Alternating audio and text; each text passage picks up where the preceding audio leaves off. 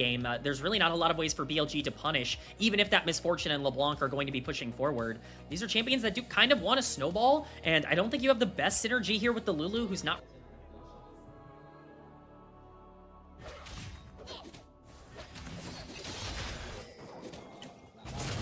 Oh, we're already getting some action topside. Hoya's in trouble. Unfortunately, not going to have a good time with this.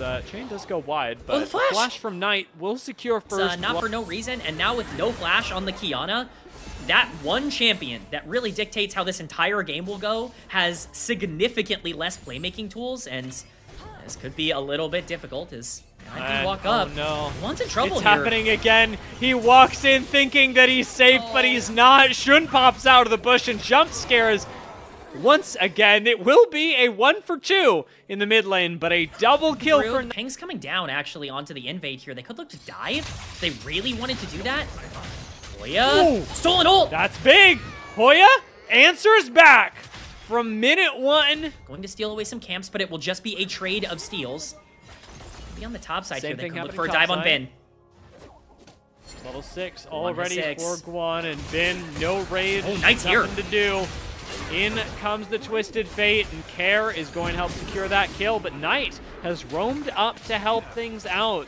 Actually might look for an answer onto Care as well. Does need to play a little careful with Hoya in the area, but... Roa first, and completing Roa 7 minutes into the game is a really good feeling for a Twisted Fate that, you know, can really utilize these ults to open up the map.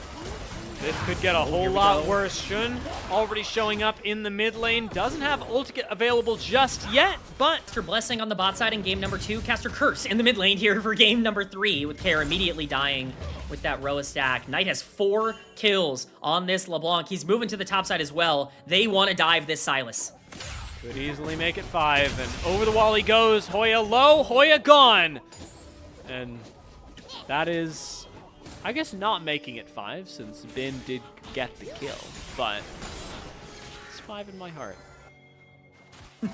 five in all of our hearts in terms of Knight's impact on this game. The best player in the league continues to fight as Viper unleashes on Awesome. That was a nice bullet time. Is it enough? Last auto says it is, and Viper secures a kill on Awesome. Not able to step up into Zhuo, who could actually still take him down, but perfectly comfortable playing on the edge of that range and throwing in as much damage onto Karma as physically possible.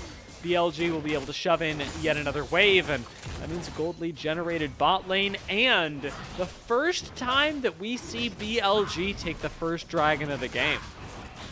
Yeah, that's not a good sign. It's a 1.5k gold lead for the comp that scales a lot better. The one snowballing piece on the team is Knight, who has 4 kills. It's not looking good for NIP. Awesome is at a really tough series up until... Yeah, I imagine small bit of miscommunication is Knight. He's going to make his way out. Guan continuing to at least steal away resources and camps as a bit of a CS lead, but... His gold card expired, so he has literally nothing to say about this. As well, I thought had a read on the fact that this gank was going to happen, but instead is clearing camps in the area and will have to rotate down quickly. Supreme display of talent forces the flash out of Viper. A cancellation of the bullet time as he plays underneath the tower, gets the extra growth, but is not going to, even with the wild growth. Fed on this LeBlanc. He has been unbelievably good in this series up until this point. Even Bin has started to shove in Hoya. He's got a level lead on the top side at this point with the Gnar. No stolen ultimate, no problem. We do get a nice trade there, but overall, it's just a disaster for NIP as taking on. Be a kill. Nice. Yeah. It's something. They are going to be able to pick that up. It is more than something. There's a good news story developing here for NIP. Is we don't have to hold that for the bad news story that's developing. Gank into the bot side actually could turn into a little bit more for NIP, and it will. 1-for-1 as Care goes down. But NIP continue to feed their win condition. Care, and if you're really going to lose Hoya on the top side as we get in this picture-in-picture, things become more difficult. Guan is in the area, but it's just not going to happen, man. I want to remind you, us, this is a conversation piece. We're going to have to watch Guan be forced out of the river first and actually walk back because he wants to die. He's still alive, and now that has been rectified. Viper ends up picking up the kill.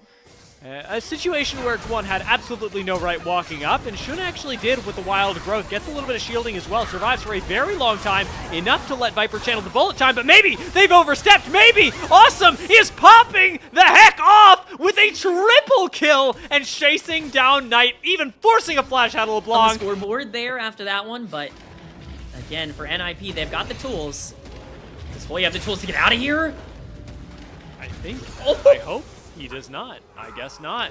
BLG and Bin specifically make a solo kill happen, much like Hoya did to them earlier. Knight's gonna walk, keeps another kill from going over to Yunara. In addition, BLG end up getting the bot lane tier 1, which will almost round them out. The mid lane, the last one standing, and surely, in terms of keeping yourself alive, there are worse things. No objective up at the moment, although we do have to think about 2 minutes from now.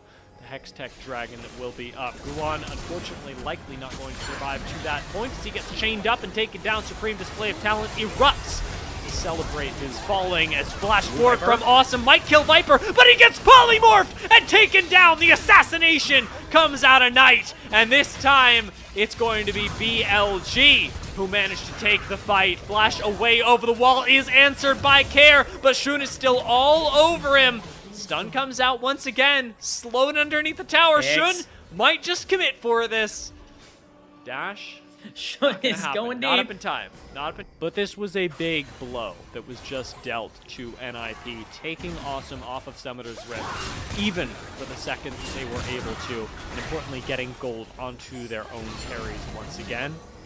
It's just a really good news story. We'll note Bin is about to go Mega, but Hoya answers that back with a nicely timed steal on his ultimate. Awesome does get aggressive, however, and Viper, unfortunately, steps 1 foot too far up and falls to Awesome. Not something that we can be allowing in a game where Awesome must die. Viper forgetting he's not Ezreal in this game and stepping up way too far on the low mobility Misfortune. That should be Dragon completely secured here for NIP. That means the stacking is delayed, and that is a nice pickup. It's not going to be the end of the world for BLG, but it's certainly a win for NIP, something they've been struggling. Whatever that was interesting. Whatever the amount of damage that just happened to Awesome was, I'm sure that interests him a lot. Hoya, unfortunately, captivated by Bin right now, will be slowed up on the way out, and once again, steal the Gnar ultimate, this time for a disengage if he is lucky, and unfortunately, he is not. He gets taken out pretty darn quickly. So many ways to start fights with the Gnar, with the Wukong, with the Lulu ultimate. So many different ways to be able to play more aggressive if they do want to group up and look for these picks. So we see what happened with Hoya.